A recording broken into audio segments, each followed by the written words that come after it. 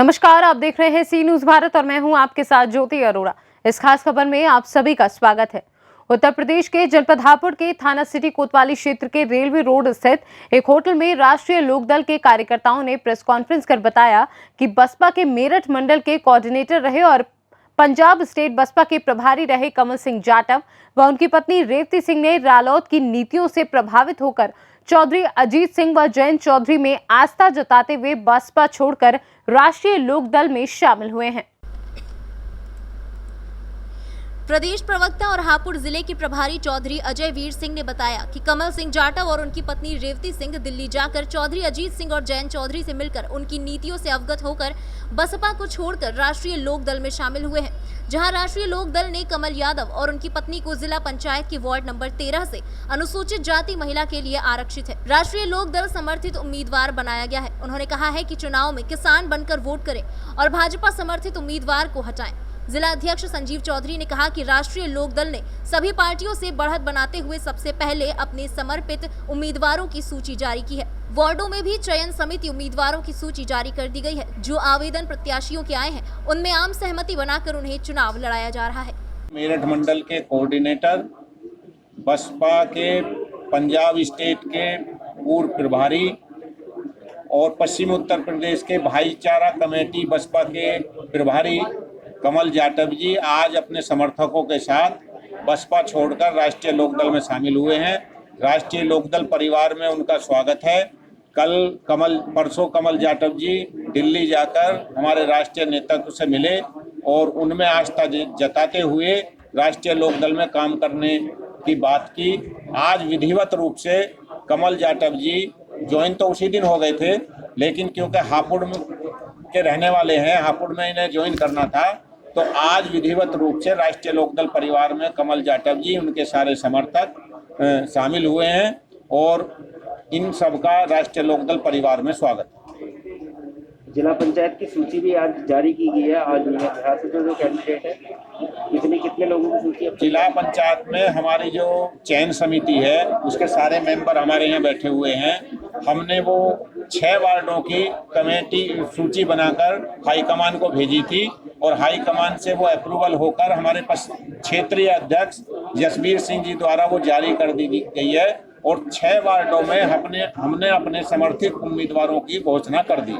जो आपके प्रत्याशी है, क्या आपके जो प्रत्याशी है वो आपके पार्टी के सिंबल पर चुनाव लड़ेंगे या? ये पार्टी के सिंबल पर चुनाव नहीं होता, ये समर्थित उम्मीदवार होते हैं और इसमें ग्राम पंचायत में, जिला पंचायत में पार्टी के सिंबल पर चुनाव नहीं होता। इसमें पार्टियों का समर्थन रहेगा और हम सब लोगों से, किसानों से, मजदूरों से ये मांग करेंगे कि ग्राम पंचायत के चुनाव में किसान होकर वोट दे, जातियों में ना बटे। और जो भारतीय जनता पार्टी किसानों की अनदेखी कर रही है, किसानों की कमर तोड़ने का काम कर रही है, इस जिला पंचायत के चुनाव में उनकी जमानत जब्त कराकर उन्हें घर बैठाने का काम अपने किसान और मजदूर करें। कोरोना को लेकर आप क्या कहेंगे?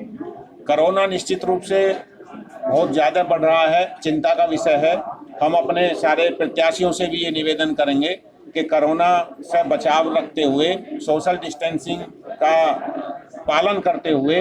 अभी हाल ही में राकेश टिकैत जी ने अभी पंचायत किया, उन्होंने बताया कि कोरोना एक षड्यंत्र है और किसानों को भगाने का, आंदोलन समाप्त करने के लिए सरकार। किसान कोरोना से डरने वाले नहीं है, ना किसी किसान को कोरोना हुआ है ना होगा। ये सिर्फ जैसे शाहीन बाग में इन्होंने कोरोना का डर दिखाकर आंदोलन खत्म करने की बात की थी, किसानों का आंदोलन कोरोना के डर से समाप्त नहीं होगा और सरकार भूल भी ना करे किसानों को छेड़ने की।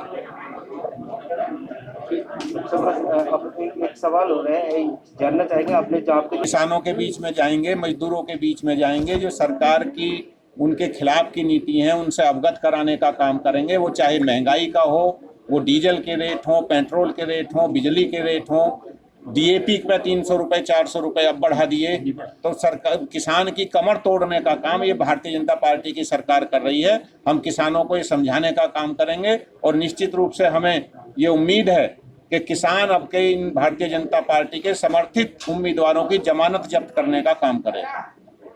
ये था कि मैं चाहता हूँ देश के युवा, इस देश के और प्रदेश के किसान और मजदूरों के साथ रह कर के जो सेवा हो सकती है, मैं उस पार्टी के अंदर आज अपना वर्चस्व अपने साथियों के साथ बहुजन समाज पार्टी छोड़ करके राष्ट्रीय लोकदल में आस्था जता रहा हूँ। और माननीय चौधरी चरण सिंह जी और उनके कारवा को आगे बढ़ा रहे चौधरी अजीत सिंह जी और जयंत चौधरी जी के इस कारवा को आगे बढ़ाकर उनका एक सिपाही बनकर आज मैं अपने आप को गौरव महसूस कर रहा हूँ। बसपा में आपने कितने वर्ष काम किया है? मैंने बसपा में 93 से काम कर रहा हूँ। 95 में मेरे परिवार की पुत्र वधू भतीजे की बहू सभासद 95 में रही थी गाजियाबाद से, और तभी से मैं 93 से काम कर रहा हूँ। और आज तक मैं आपसे पहले तक मैं बहुजन समाज पार्टी में था, और आज मैं अपने परिवार और अपने साथियों के साथ राष्ट्रीय लोकदल में शामिल होकर और इस कारवा को इसका सिपाही बन के आगे बढ़कर, और जब तक मेरे सांस है मेरे शरीर में तब तक मैं राष्ट्रीय लोकदल का सिपाही बनकर। बसपा छोड़ने का असली रीजन क्या रहा? बसपा छोड़ने का रीजन ये रहा कि वहाँ कुछ जाटव समाज की अनदेखी हो रही है, और बहुत सारे जाटव समाज ने पिछले 1-2 महीने से ये रोष जताया कि हम भी बहुजन समाज पार्टी छोड़कर किसी ऐसी पार्टी में शामिल होंगे जो किसान विरोधी ना हो, जो युवाओं को आगे बढ़ाने का काम करती हो और समाज में अपनी एक पहचान के रूप में काम कर रही हो। ऐसी पार्टी हमें लगा, हमारे साथियों को लगा कि राष्ट्रीय लोकदल। आपके शब्दों से ऐसा महसूस हो रहा है कि कहीं ना कहीं बसपा भी किसान विरोधी है। मैं इस बात को नहीं कह रहा हूँ कि किसान विरोधी आपने कहा है, लेकिन दूध का दूध पानी का पानी, आगामी चुनाव में सब कुछ हो जाएगा। अच्छा, जैसे कि बसपा पे पहले से ही आरोप लगते हैं कि टिकट लेके पैसे लेके टिकट देने मेरी का। संज्ञा में ऐसा कोई काम नहीं है कि किसी ने टिकट लेके किया हो या किसी ने पैसे लेके किया हो, लेकिन यह है कि समाज के अंदर रह करके यदि समाज विरोधी को काम होता है तो समाज के व्यक्ति का ये प्रत्येक व्यक्ति का ये बन जाता है कि वो एक अच्छी जगह बैठने का काम करे, अच्छे दल में काम करे, सेवा करने का काम करे। हापुड़ से सी न्यूज संवाददाता रुस्तम सिंह की रिपोर्ट। इस खास खबर में फिलहाल के लिए इतना ही। देश दुनिया की तमाम बड़ी खबरों के लिए आप देखते रहिए सी न्यूज भारत।